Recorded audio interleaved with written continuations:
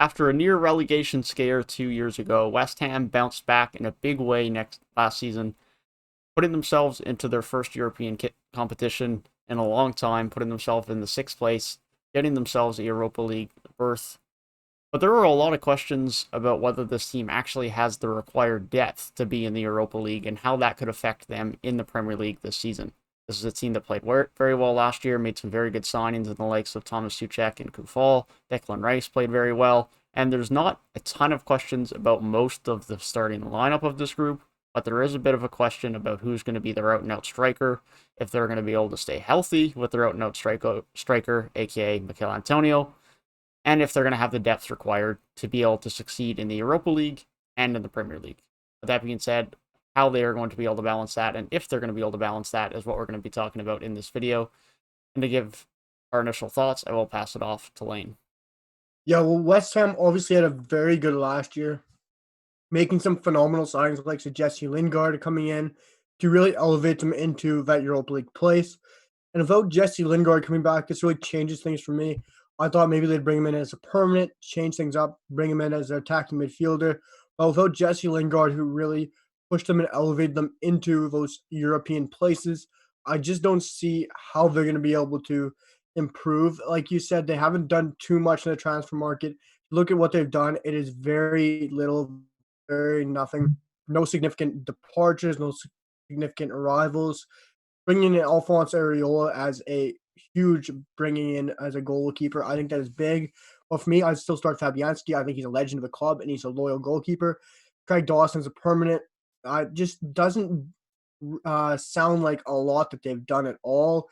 And it just doesn't fill me with confidence that West Ham is really wanting to push forward and push themselves on to be a mid-table to European Europa League club where they could really solidify themselves as that position in the table. They could have really pushed on, made a good amount of signings, and showed why they deserve to be sixth place or in around it. And they haven't done it, which really scares me for West Ham and their fans.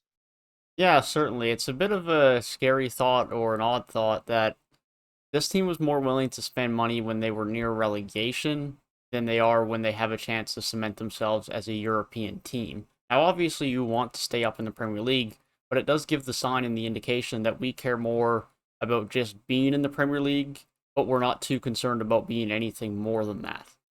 And now that's fine for a lot of clubs at certain stages in their trajectory of their club history. If you're talking about Norwich right now, Norwich are going to be more than happy to just do what they need to do to stay in the Premier League.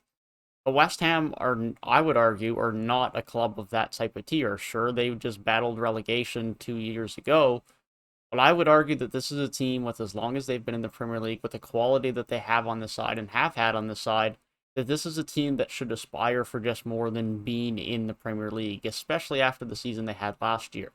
This is a team that has a lot of quality on the side, has a good amount of money to it as well, and you would think would be a little bit more committed to say, let's try and make ourselves more than just a Premier League side. Let's cement ourselves as a top half side, as a side that can regularly compete to be in European competition.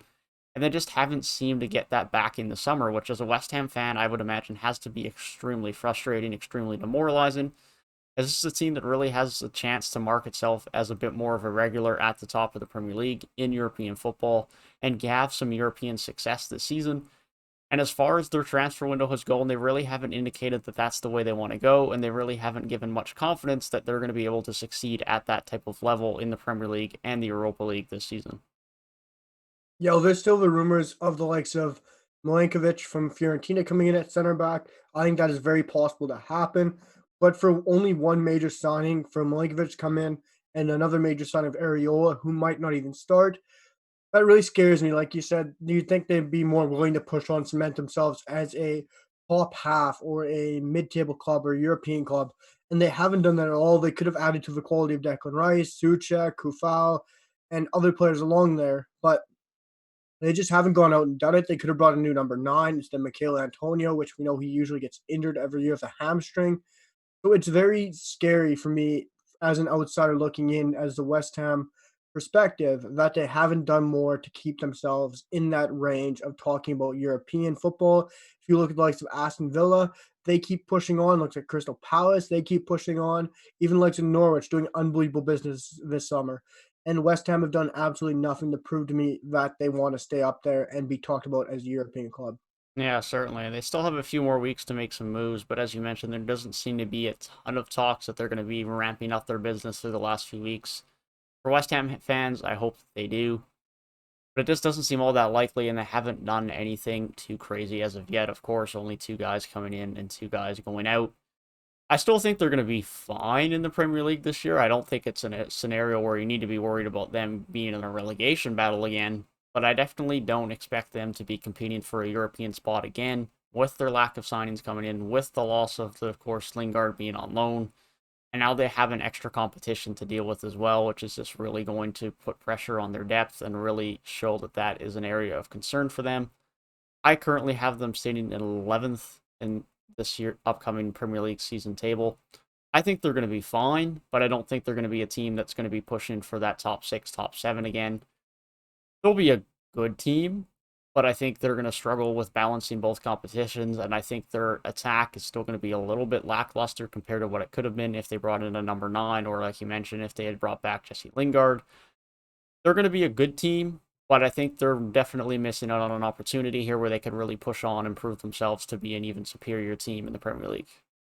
Yeah, you really took the words out of my mouth again. I have West Ham finishing in 11th place, and I really have the exact same points as you. I just don't think there's a depth this year to push on the Premier League. They're gonna have to choose one competition or the other to prioritize.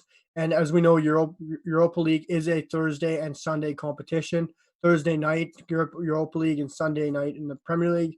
And it's just tough for any team to cope with that kind of football and that kind of travel. And just no team really has a depth besides a Man City or a Chelsea to cope with that kind of Europa League football. And with the lack of signings for West Ham, I just don't see how they're going to be able to cope with both competitions and be very competitive in both. I feel like they're going to choose Europa League. I really hope they do because I think they could do something special there, and I hope they do. But I think that'll be the detriment in the Premier League, and they'll fall down the table into 11th place. Certainly going to be a difficult year for West Ham, an exciting year as they see themselves into the Europa League, but certainly a season that has a lot of questions and could see them drop down in terms of their form in the Premier League. Let us know your thoughts down in the comment section on this upcoming West Ham season, how you feel about their transfer window, and how they could fare in the Premier League next season. If you did enjoy the video, feel free to leave a like down below and subscribe to the channel if you are new. Hope you guys have a great rest of your day, and we will see you guys in the next one.